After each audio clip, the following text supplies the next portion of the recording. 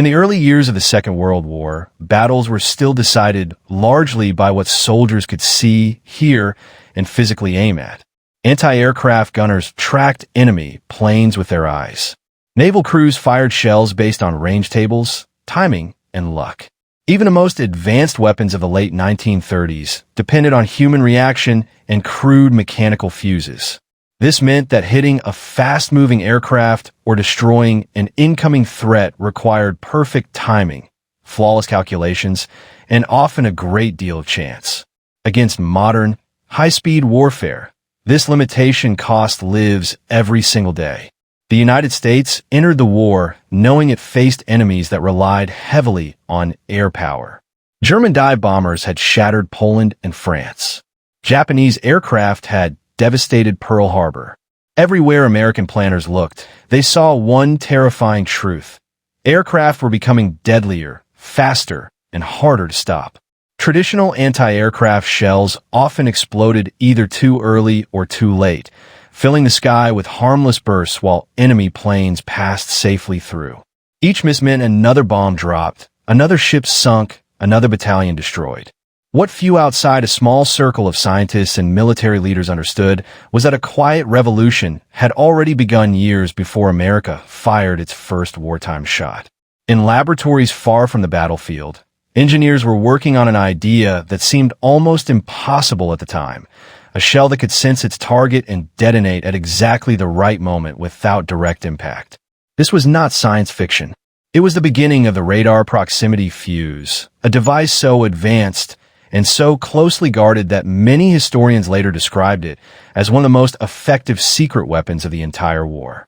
To understand why the radar proximity fuse mattered so much, it is necessary to go back to the nature of air defense before its invention. Early anti-aircraft shells relied on contact fuses or timed fuses.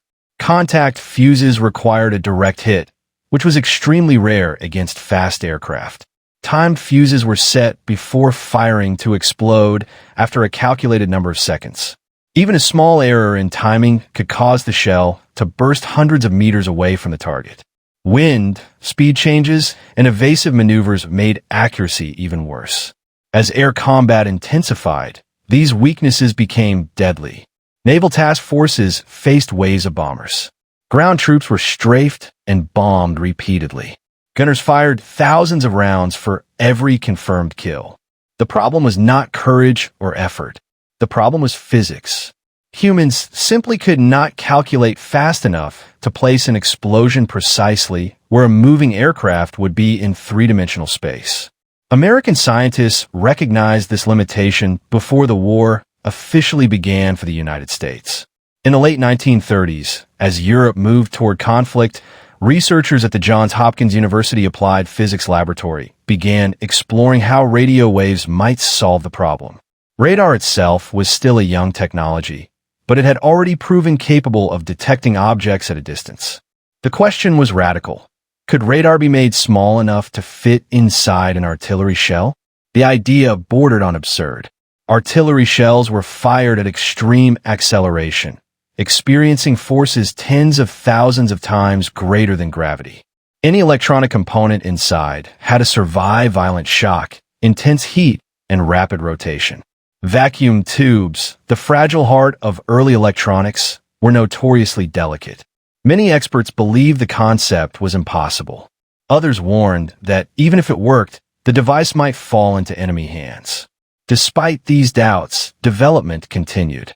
The urgency of war erased hesitation. Scientists redesigned vacuum tubes to withstand enormous stress. Engineers miniaturized radio transmitters and receivers beyond anything previously attempted. They created power supplies small enough to fit inside a shell, yet strong enough to operate mid-flight. Every part had to function perfectly after being violently fired from a gun barrel. The principle behind the proximity fuse was elegant. The shell emitted a radio signal as it flew through the air. When the signal reflected off a nearby object, such as an aircraft, it returned to the shell. As the distance closed, the reflected signal grew stronger. At a predetermined threshold, the fuse triggered the explosion. The shell no longer needed a direct hit. It only needed to pass close enough to the target to destroy it with shrapnel. This simple idea changed everything. Instead of exploding randomly in the sky, shells now detonated at the most lethal moment. A near miss became as deadly as a direct hit. Aircraft flying through defensive fire suddenly faced invisible spheres of destruction that adjusted automatically to their presence. Yet the weapon's effectiveness created a new danger: secrecy. If the enemy recovered an unexploded proximity fuse, they might copy it or develop countermeasures. The United States classified the device at the highest level. Early orders restricted its use almost entirely to naval combat over open water, where unexploded shells would sink rather than fall into enemy hands. This secrecy extended even within the military. Many gunners using proximity-fused ammunition did not know how it worked. They were simply told that the new shells were more effective and should be used exactly as instructed. The fewer people who understood the technology, the safer it remained. The first major tests of the proximity fuse occurred at sea. American ships faced relentless air attacks, particularly in the Pacific. Japanese pilots flew with skill and determination, often pressing attacks through heavy fire. Traditional anti-aircraft defenses struggled to stop them. When proximity fuse shells were introduced, the difference was immediate and dramatic. Naval reports showed kill rates increasing several times over. Planes that would have survived before were now destroyed or crippled.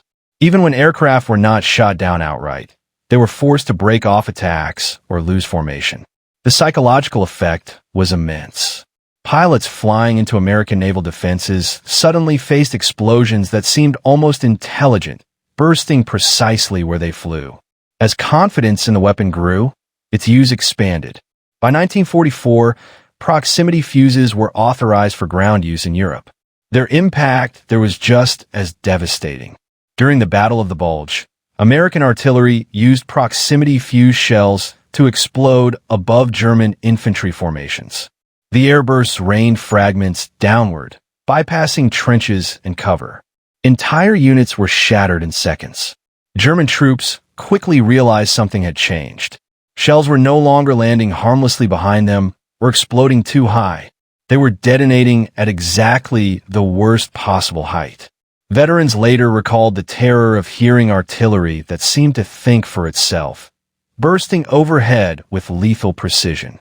What made the radar proximity fuse especially powerful was not just its destructive ability, but its efficiency.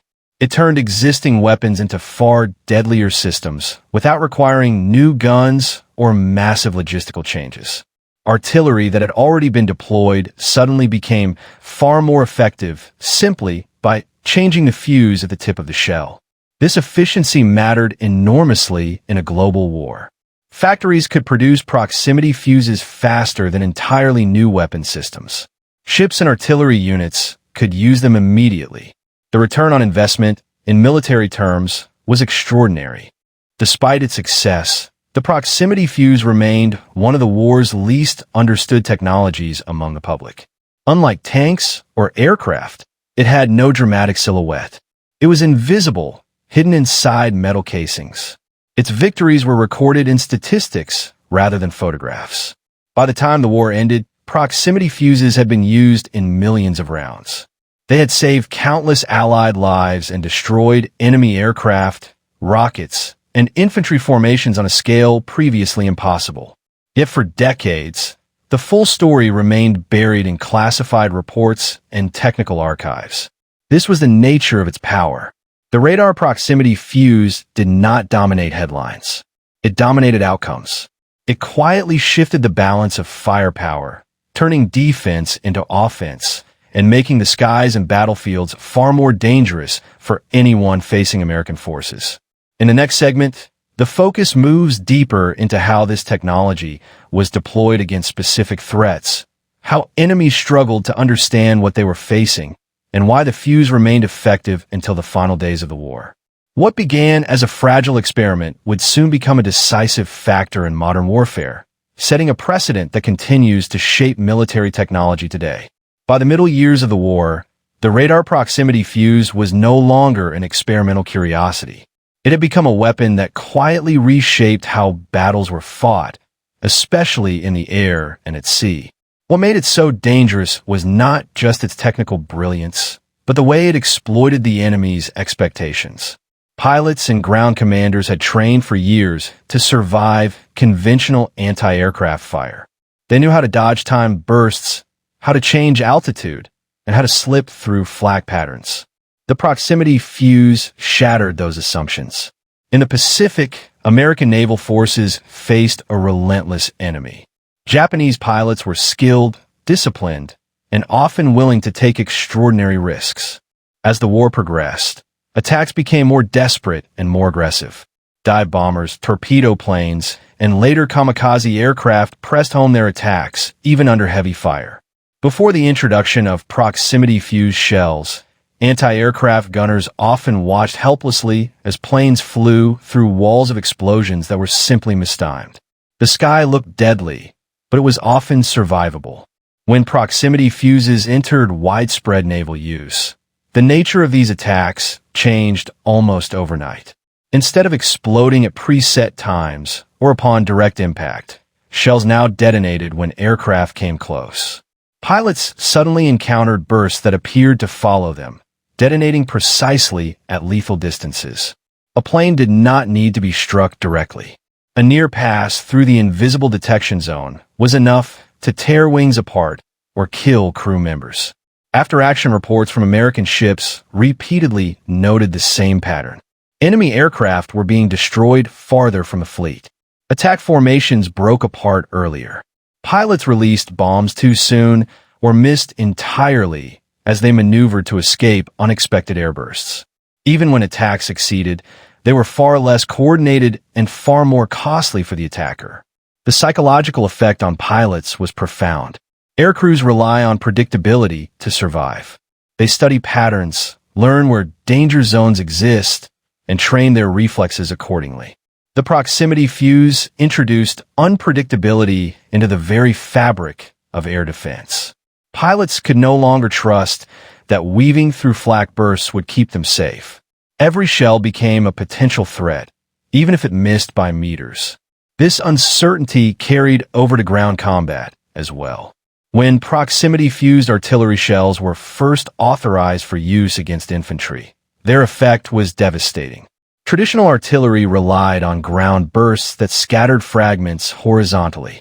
Soldiers could seek cover in foxholes, trenches, or behind terrain features. Airbursts changed the geometry of destruction.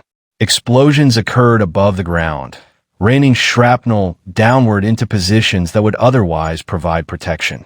During major engagements in Europe, American artillery units discovered that proximity fuses dramatically increased casualty rates among attacking enemy formations.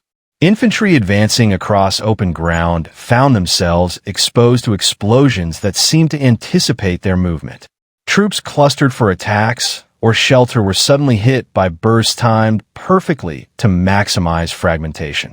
German units quickly noticed that something was wrong. Shells were no longer behaving as expected. Veterans later described how the new airbursts forced them to hug the ground in terror, only to be struck from above. Traditional countermeasures failed. Digging deeper did not help. Spreading out slowed attacks and reduced cohesion. Despite these effects, the enemy struggled to understand the technology behind the weapon. Proximity fuses were small, complex, and rarely recovered intact. When shells detonated as designed, nothing useful remained. When they failed to explode, strict American procedures aimed to prevent capture. In naval combat, unexploded shells disappeared beneath the sea. On land, recovery was rare and often incomplete. This lack of understanding worked in America's favor.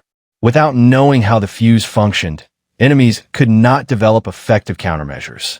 Jamming radar signals, for example, required knowledge of frequencies and detection methods. None of this information was available to Axis forces during the critical years of the war. Secrecy extended beyond the battlefield. The proximity fuse program was compartmentalized to an extreme degree. Factories producing components often did not know the final purpose of what they were making. Workers assembled parts without understanding how they fit into the larger system. Even many military officers were unaware of the fuse's internal workings. This secrecy was not paranoia. Allied leaders understood that the fuse represented a leap forward in weapons technology. If captured and replicated, it could neutralize one of their greatest advantages. As a result, the weapon was deployed cautiously, initially restricted to situations where recovery by the enemy was unlikely. One of the most dramatic demonstrations of the fuse's effectiveness came during the defense against German V-1 flying bombs. These pilotless weapons flew fast and low, making them difficult targets for conventional anti-aircraft fire. Early interception attempts were costly and inefficient. Timed fuses struggled to explode at the correct moment, and direct hits were rare. With the introduction of proximity fuse shells, interception rates climbed sharply. Guns no longer needed pinpoint accuracy. As long as shells passed near the flying bomb, they detonated at the optimal distance. The sky itself became a lethal barrier. V-1s that might have reached their targets were destroyed midair, saving countless civilian lives. The success against flying bombs reinforced the idea that the proximity fuse was not merely a defensive improvement, but a strategic weapon. It altered the cost-benefit balance of enemy attacks. Weapons that once promised high payoff at acceptable risk suddenly became far more expensive to use. This strategic impact extended to training and doctrine. American forces began to rely on the fuse as a standard component of their firepower. Artillery planning incorporated airburst effects as a matter of routine. Naval defense systems were redesigned around the assumption that proximity fuses would be available. The technology became embedded in the way the military thought about combat. Yet for all its effectiveness, the proximity fuse did not replace human judgment. Gunners still aimed. Commanders still chose when and where to fire. What the fuse did was remove one of the greatest sources of error: timing. It allowed explosions to occur at the most lethal instant without relying on guesswork. This combination of human decision-making and automated precision proved decisive. It showed that technology could amplify skill rather than replace it. Well-trained crews using proximity-fused ammunition became exponentially more dangerous than their opponents. As the war moved toward its final stages, the fuse's reputation spread quietly through Allied ranks. Soldiers and sailors trusted it without necessarily understanding it. They saw the results.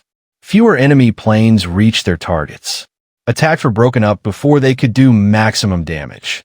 Casualties, though still heavy, were lower than they might have been otherwise. From the enemy's perspective, the weapon seemed almost unfair. Battles are brutal by nature, but they are usually governed by understood risks. The proximity fuse disrupted those expectations. It punished tactics that had worked for years. It forced rapid adaptation under fire, often without enough time to learn. By late 1944 and 1945, the radar proximity fuse was no longer just a secret weapon. It was a symbol of technological dominance. It demonstrated that the United States could combine scientific research, industrial production, and battlefield application on a scale unmatched by its enemies. Still, much of its story remained hidden. There were no victory parades for engineers, no iconic photographs of the device itself. Its success was measured in destroyed aircraft, broken assaults, and lives saved rather than visible monuments. In the next segment, the focus shifts to why the proximity fuse remained so difficult for enemies to counter, how its design anticipated future electronic warfare, and why historians later placed it among the most important technological breakthroughs of the entire conflict. By the final phase of the Second World War, the radar proximity fuse had reached a level of maturity that few wartime technologies ever achieved. It was no longer experimental, no longer rare, and no longer limited to a handful of special situations. Instead, it had become an integrated part of American firepower, shaping outcomes across land, sea, and air in ways that were often invisible but deeply decisive. One of the most remarkable aspects of the proximity fuse was how it compressed the timeline of technological dominance. Many weapons require years of battlefield refinement before they reach peak effectiveness. The proximity fuse moved from laboratory theory to mass deployment in an extraordinarily short time. This speed mattered. Wars are not won by ideas alone, but by how quickly those ideas can be transformed into usable force. American industrial capacity played a critical role in this transformation. Producing proximity fuses was not simple. Each unit required precision electronics, ruggedized components, and careful quality control. Yet factories adapted rapidly. Assembly lines were redesigned.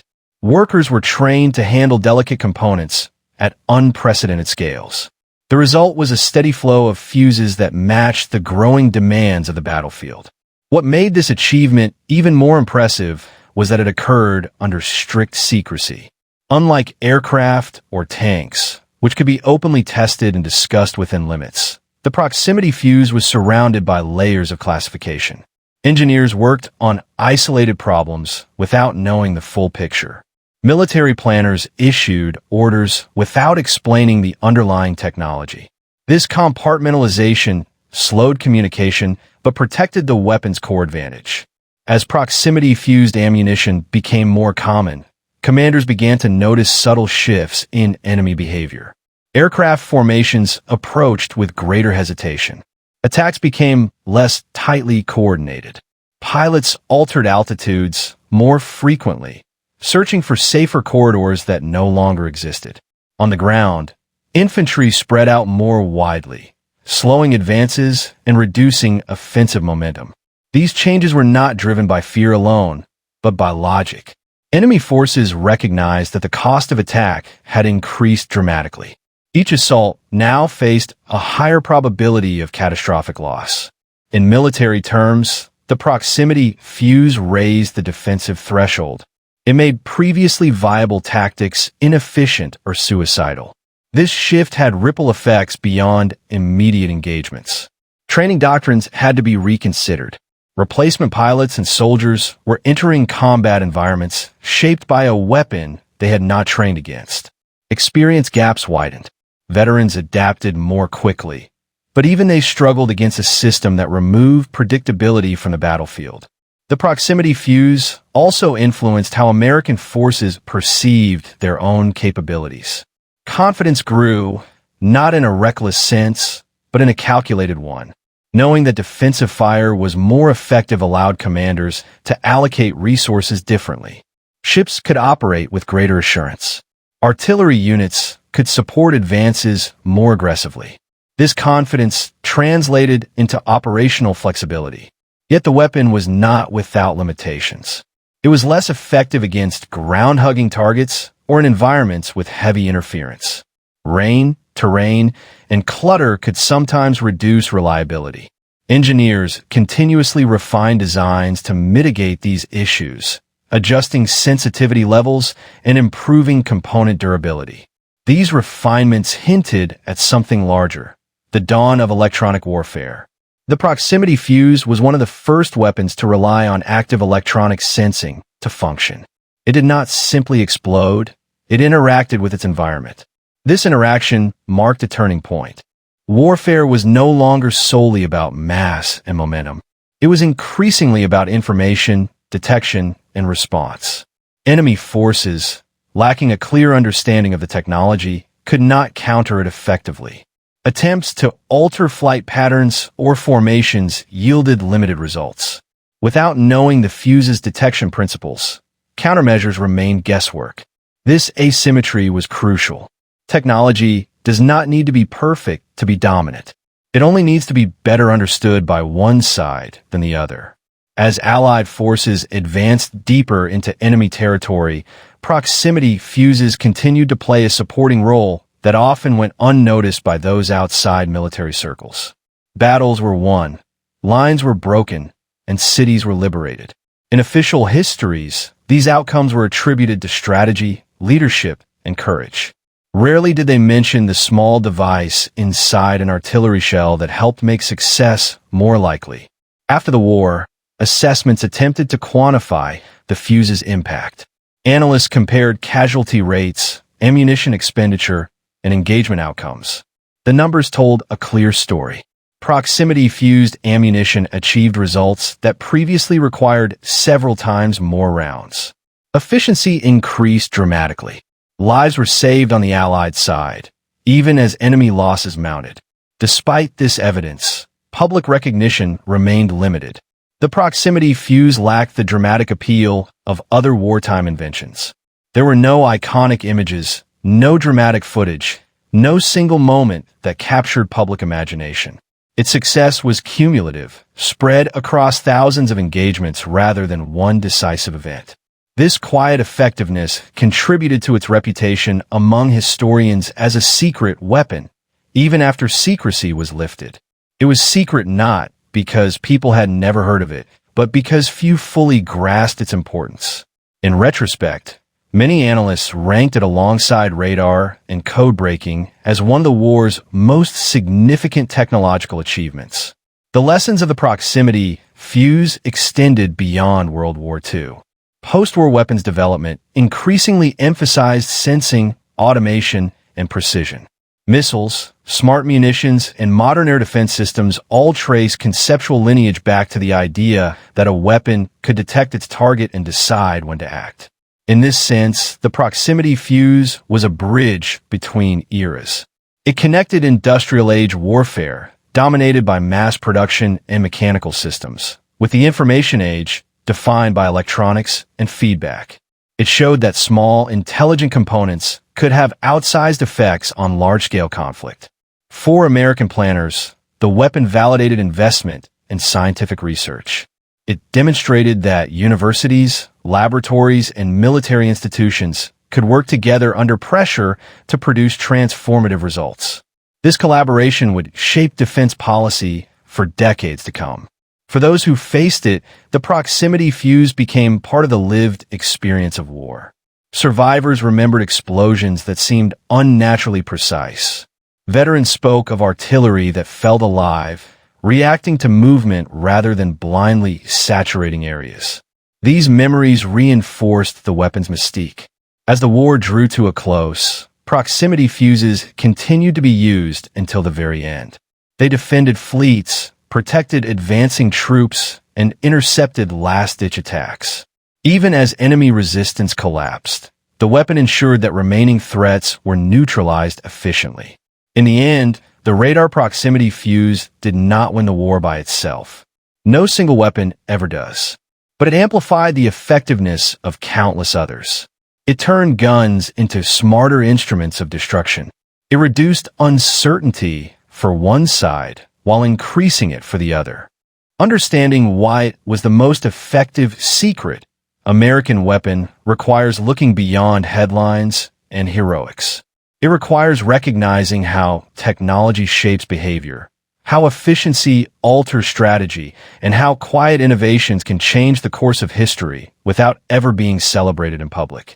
In the next part, the story moves forward to examine how the proximity fuse influenced post-war military thinking, how other nations raced to replicate or surpass it, and why its legacy continues to shape modern warfare in ways that remain largely unseen by those who benefit from it today. When the Second World War ended, the radar proximity fuse quietly crossed a threshold that few weapons ever reach. It moved from being a wartime secret into a permanent foundation of modern military thinking. Unlike many emergency inventions that fade once peace returns, the proximity fuse reshaped how strategists understood firepower, defense, and the role of electronics in combat. Its influence extended far beyond the battlefields where it first proved its worth. In the immediate aftermath of the war, American military analysts began reviewing what had worked and why. They studied statistics, battlefield reports, and ammunition expenditure. Again and again, proximity-fused rounds stood out. They achieved results that conventional shells could not, often at a fraction of the cost in time and lives. These findings confirmed what many commanders already believed. The fuse had fundamentally changed the balance between attacker and defender. One of the most important post-war realizations was that the proximity fuse represented a shift from passive to active weapons. Traditional munitions relied entirely on human input before firing. Once launched, they followed a predetermined path and sequence. The proximity fuse introduced decision-making into the weapon itself. It sensed, evaluated, and responded in real time. This concept would become central to later developments in guided missiles and smart munitions. Other nations quickly recognized this shift.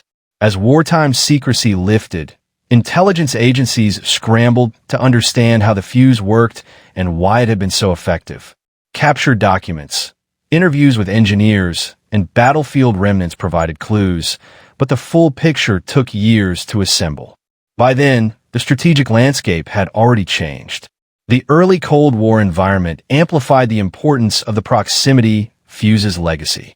Air power became even more central to military planning. Nuclear weapons, long-range bombers, and rapid response forces defined the new era. Defending against fast, high-altitude threats demanded precision and automation. The principles demonstrated by the proximity fuse fit perfectly into this emerging reality. American air defense systems incorporated proximity-based detonation as a standard feature.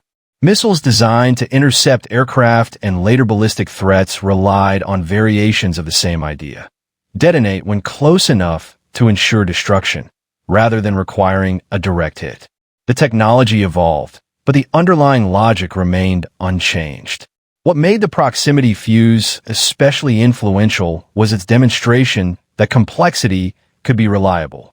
Before the war, many military planners distrusted delicate electronics. They feared failure under combat conditions. The fuse proved that well-designed electronic systems could survive extreme stress and deliver consistent performance. This lesson encouraged broader adoption of electronic controls across weapons platforms. The psychological dimension of the proximity fuse also carried forward. Weapons that respond automatically create uncertainty for those who face them. During World War II, this uncertainty disrupted enemy tactics. In the post-war world, it became a deterrent factor. Adversaries had to assume that defenses were smarter, faster, and less predictable than before. This deterrent effect mattered in an era defined by the threat of escalation. Knowing that attacks would face highly effective defensive systems influenced strategic calculations. It raised the perceived cost of aggression.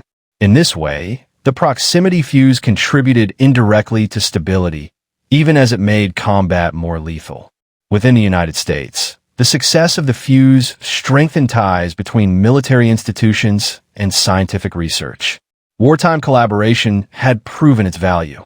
Universities, government laboratories, and private industry continued working together, often under defense contracts.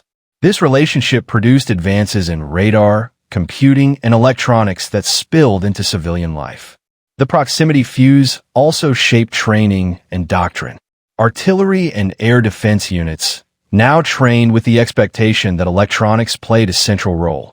Operators learned not just how to aim and fire, but how to understand system behavior. Maintenance and testing became as important as marksmanship. As decades passed, the fuse's direct descendants appeared in countless systems. Air-to-air missiles, surface-to-air defenses, and even naval close-in weapon systems used proximity-based triggering. Each iteration refined accuracy, reduced collateral damage, and increased reliability. Yet the core concept remained rooted in the wartime innovation. Historians looking back often struggled to convey the fuse's importance to general audiences. It lacked drama and visibility. There was no single battle where it could be said to have decided everything. Instead, its influence was cumulative and pervasive. It changed outcomes quietly, engagement by engagement. This quiet influence mirrors the way modern warfare often works. The most decisive factors are not always the most visible. Information, sensing, and automation shape events behind the scenes. The proximity fuse was an early example of this pattern, making it a precursor to modern networked warfare. The weapon story also highlights the role of timing in innovation. Had the fuse been developed too late, it might have had limited impact. Developed too early, it might have been dismissed as impractical. Its arrival during a period of intense need ensured rapid adoption and refinement. For veterans and civilians alike, the proximity fuse remained largely unknown, even as it protected them. Ships returned safely to port. Cities were spared from attack. Soldiers advanced under more effective cover. These outcomes felt natural in retrospect, but they were shaped by hidden layers of technology. As new conflicts emerged in the decades after World War II, the lessons of the proximity fuse continued to guide planners. Defense systems emphasized early detection, automated response, and layered protection. Each layer reduced reliance on perfect human timing, acknowledging the limits of human reaction under stress. The fuse's legacy also sparked ethical debates. As weapons became more autonomous, questions arose about control and responsibility. The proximity fuse operated within strict parameters, but it opened the door to systems that make increasingly complex decisions. These debates remain unresolved today. Yet within the context of its time, the proximity fuse was a pragmatic solution to a deadly problem. It did not remove humans from the loop entirely. It enhanced their effectiveness. It allowed soldiers and sailors to focus on strategy rather than split-second calculations. Looking back, it becomes clear why historians and military analysts continue to rank the radar proximity fuse among the most effective American weapons of the war. Not because it was flashy or terrifying in isolation, but because it multiplied the effectiveness of everything it touched. In the next segment, the focus will turn to comparisons with other so-called secret weapons, examining why the proximity fuse outperformed many more famous innovations and how its influence can still be traced in modern defense systems across the world. As historians began comparing the radar proximity fuse with other so-called secret weapons of the Second World War, a striking pattern emerged. Many nations invested enormous resources into single, spectacular systems. Massive tanks, revolutionary aircraft, superguns, and experimental missiles.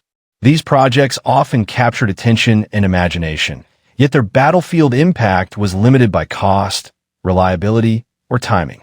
The proximity fuse stood apart because it did not seek to replace existing weapons. Instead, it quietly transformed them. This distinction explains much of its effectiveness.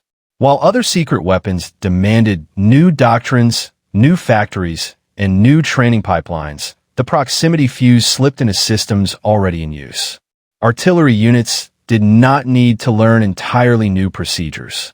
Naval gunners did not need new guns. The fuse enhanced familiar tools, making them more lethal without changing how they were handled. In wartime, such adaptability is priceless. Contrast this with weapons that required radical shifts. Jet aircraft, for example, promised speed and altitude advantages but arrived too late and in too few numbers to change outcomes decisively. Long-range rockets terrified civilians but lacked accuracy and strategic efficiency. Heavy tanks dominated headlines but struggled with logistics and maintenance. Each had potential, but none delivered consistent, scalable results across multiple theaters the way the proximity fuse did. Another reason the fuse outperformed its rivals was reliability. Many advanced weapons failed as often as they succeeded. Mechanical complexity and rushed production introduced flaws. The proximity fuse, despite its electronic sophistication, achieved remarkable dependability. Engineers focused relentlessly on ruggedization. Components were tested under brutal conditions. Designs were simplified where possible. The result was a device that worked when it mattered. This reliability reinforced trust. Commanders were more willing to rely on a weapon they knew would function. Trust influences decision-making. A trusted system becomes part of planning rather than a risky experiment. By late in the war, proximity-fused ammunition was no longer treated as special. It was expected to perform, and it usually did.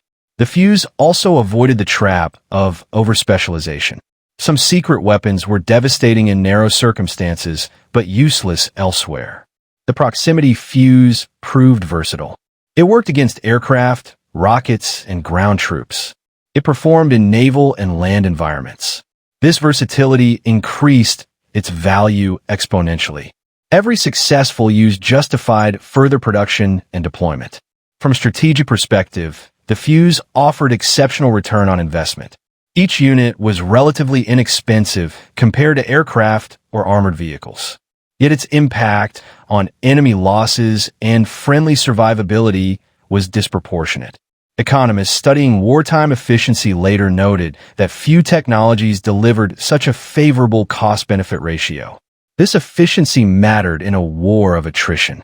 Resources were finite. Every improvement that saved ammunition, reduced losses, or shortened engagements contributed to overall victory. The proximity fuse excelled on all three fronts.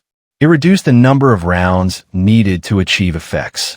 It lowered casualty rates among Allied forces. It disrupted enemy operations faster. The psychological dimension again played a role. Weapons that appear intelligent undermine morale.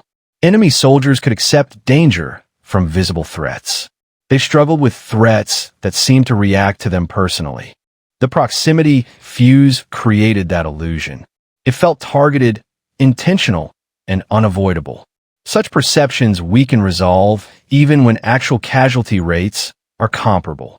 Comparisons with Axis technological efforts highlight another factor: integration. The proximity fuse emerged from a system that linked research, industry, and military use seamlessly. Other nations often lacked this coordination. Brilliant ideas stalled without industrial support. Production bottlenecks delayed deployment. Feedback from a field arrived too late to shape design. American development cycles, while imperfect, were faster and more responsive. Engineers listened to gunners and pilots. Adjustments were made quickly. This feedback loop ensured continuous improvement.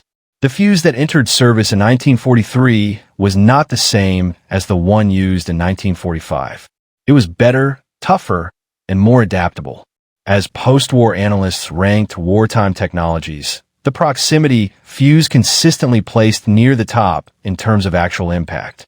It rarely topped popular lists because it lacked spectacle, but professionals understood its importance. Some went so far as to argue that without it, certain campaigns would have been significantly costlier or even delayed. The fuse's influence also shaped how secrecy itself was evaluated. It demonstrated that secrecy works best when paired with mass deployment. A secret weapon used sparingly invites curiosity and capture. A secret weapon used widely overwhelms the enemy before understanding can catch up. By the time opponents suspected something unusual, the fuse was already entrenched. This lesson influenced later programs. During the Cold War, secrecy was often combined with scale. Technologies were developed quietly, then deployed broadly once mature. The proximity fuse provided an early model for this approach. Its comparison with atomic weapons is also instructive. Nuclear bombs were undeniably decisive, but they were used only twice. Their political and ethical implications dominated post-war discourse. The proximity fuse, by contrast, operated continuously across years of combat. Its influence was diffuse but persistent. It shaped everyday fighting rather than singular moments. This persistence makes its legacy harder to narrate, but no less important. Modern air defense systems still rely on proximity detonation. Missile interceptors use advanced sensors, but the logic remains the same. Destroy the target at the optimal distance, not by chance collision. Civilian technologies also benefited indirectly. Advances in rugged electronics, miniaturization, and quality control spilled into post-war industry. Radar systems improved.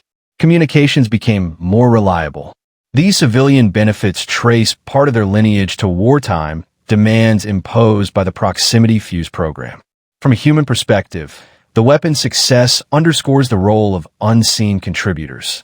Scientists, engineers, factory workers, and logisticians rarely appear in combat narratives. Yet their work shapes outcomes as surely as actions at the front. The proximity fuse is a reminder that modern war is a collective